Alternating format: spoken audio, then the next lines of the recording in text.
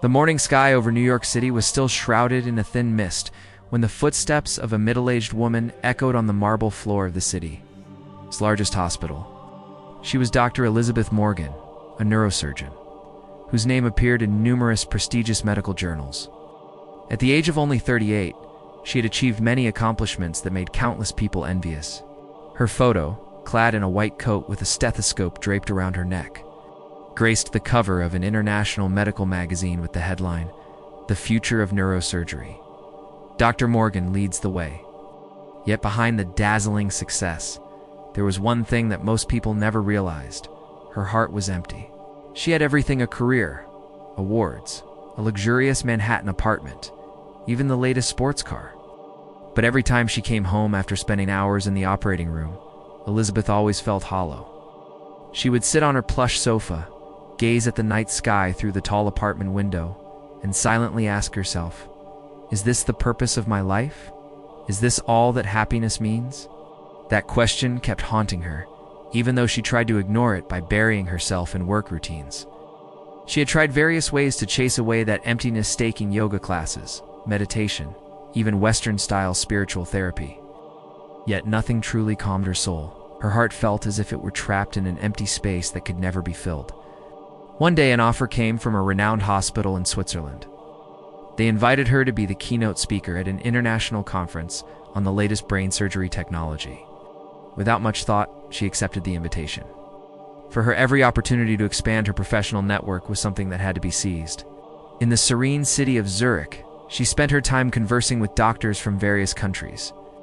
It was there that she met Dr. Aisha Khan, a neurosurgeon from Pakistan who wore a neatly arranged hijab.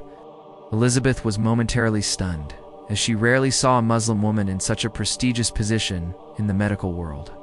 What surprised her even more was that Dr. Aisha was so friendly, intelligent, and confidently the stereotypes Elizabeth had often heard in Western media. Elizabeth, you should try visiting Istanbul. They have hospitals with modern technology, yet still uphold human values. I often go there for medical missions, Aisha said with a smile. Yes. Those words sparked Elizabeth's curiosity. Istanbul? A city rich with history and Islamic culture, else she had never imagined working there. But something in Aisha's tone made her want to know more. After returning from Switzerland, Elizabeth resumed her routine. However, tragedy soon struck. A 6-year-old patient died on her operating table due to unexpected complications. Elizabeth was deeply shaken. All this time, she had believed that science could overcome everything. But that day, she realized how limited human capability truly was. That night, she sat alone in her cold office. Tears streamed down her face uncontrollably. Why couldn't I save him? Why is life and death so easily beyond our grasp? Shh, she whispered to herself. In her despair, Elizabeth began searching for the meaning of life. She read various books on philosophy, trying to comfort herself with theories of existentialism. But the more she read, the more questions remained unanswered. She felt as though she were drowning in a sea of words without finding any shore.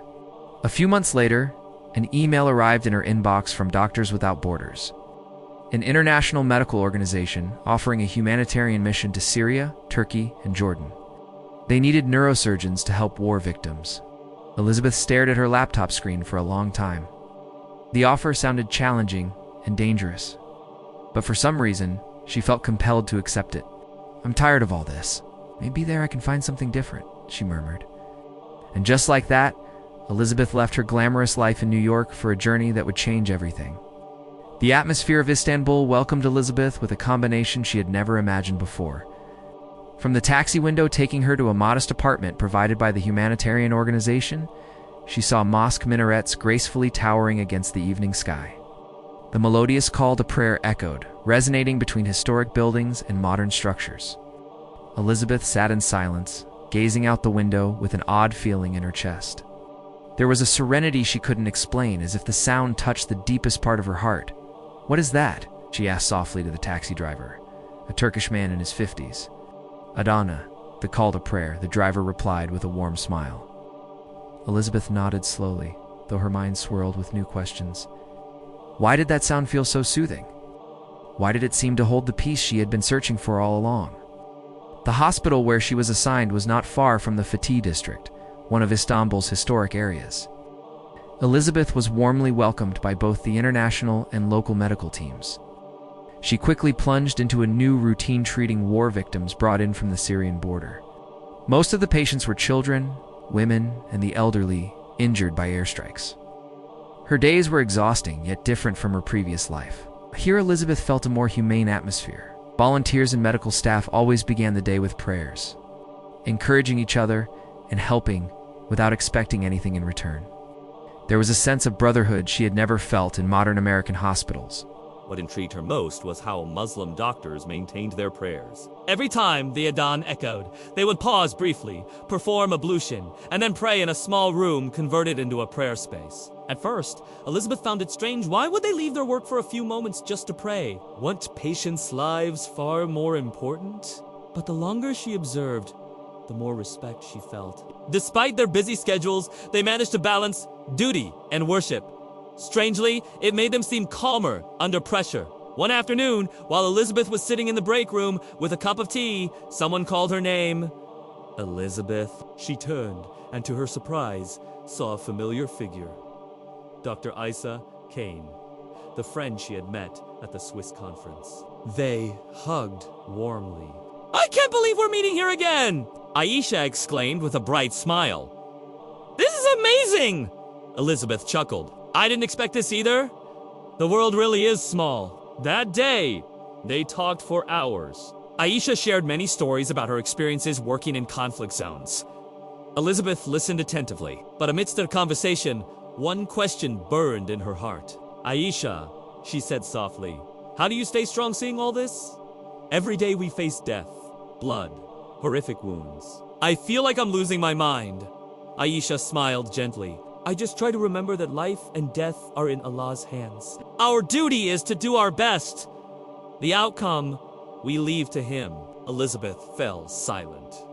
Those simple words hit her heart hard. All her life, she had believed that everything could be controlled through knowledge and technology. But reality in the field proved otherwise. Humans are fragile beings. From that conversation onward, Elizabeth began noticing small things. She saw Aisha's calmness after each prayer. She heard Quranic recitations from nurses' phones during breaks. She even heard them saying Alhamdulillah with gratitude despite their difficult circumstances. Those words were foreign to her, yet they carried a positive energy that stirred her curiosity. That night, she sat in her modest room. Through the window, she saw the moon hanging beautifully in Istanbul's sky. For the first time in her life, she opened her laptop and typed into the search bar, "What is Islam?" The hours that followed marked the beginning of a journey she had never imagined. She read about the pillars of faith, the pillars of Islam, the concept of one God, about Prophet Muhammad, and about the Quran. The more she read, the more astonished she became. Everything felt logical, structured, and far from the negative portrayal she had always heard in Western media. But there was one verse that brought her to tears.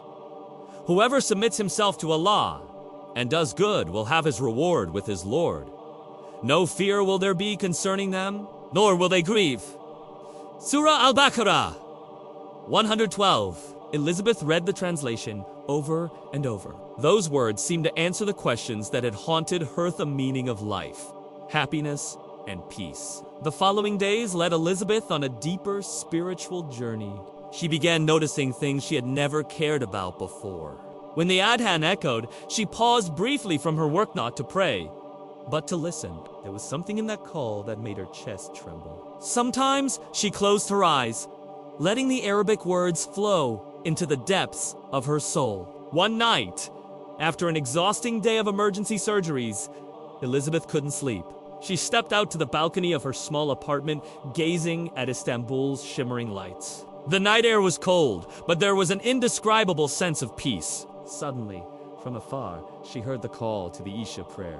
The sound echoed softly, floating in the night air like a heavenly whisper. Unconsciously, tears streamed down her cheeks. She clutched her chest, feeling as if her heart was crying out for something she had never understood before. "Oh God, if you truly exist, show me your way," she whispered. The next day, Elizabeth approached Aisha in the break room. She looked at the woman in the hijab with a serious gaze. Aisha, may I ask you something? She said softly. Of course, anything, Aisha replied with a smile. Why are you so sure about your faith? I mean, this world is full of suffering, wars, death. How can you believe that God is merciful? Aisha paused for a moment, then answered gently, Elizabeth, suffering is part of a test. Life in this world is not the ultimate goal, but a journey to eternal life. Islam teaches that every hardship has wisdom behind it, and Allah never abandons his servants. This belief is what keeps me strong. Elizabeth lowered her gaze. Those words pierced deep into her heart. All this time, she had searched for answers in laboratories, in philosophy books, in operating rooms, but now, before her, stood a woman so serene, even though her life was filled with hardship. A few days later, Elizabeth had an experience she would never forget.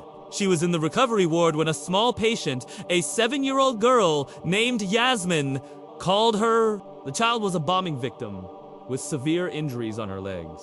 Despite her condition, Yasmin smiled and softly said, Doctor, do you want to hear me read the Quran? Elizabeth was stunned.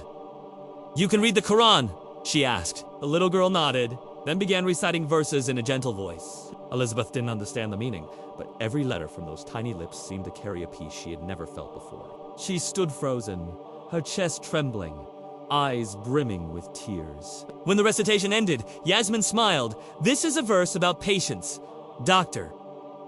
Elizabeth walked out of the ward slowly. That night, she cried for a long time in her room. What have I been searching for all this time?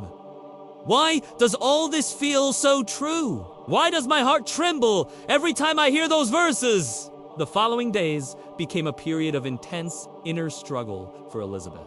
On one hand, she began to believe that Islam was the truth, but on the other hand, her ego rebelled. She thought of her reputation, her family in America, the career she had painstakingly built. What will people say if I embrace Islam? How will my family react? She wondered repeatedly. Yet, every time she saw Isha's serenity, every time she remembered Yasmin's patient face, she felt that all her fears were nothing compared to the peace she had found. One night, she prayed again, not a formal prayer, just a heartfelt whisper. God, if this is the right path, strengthen me. Don't let me doubt anymore.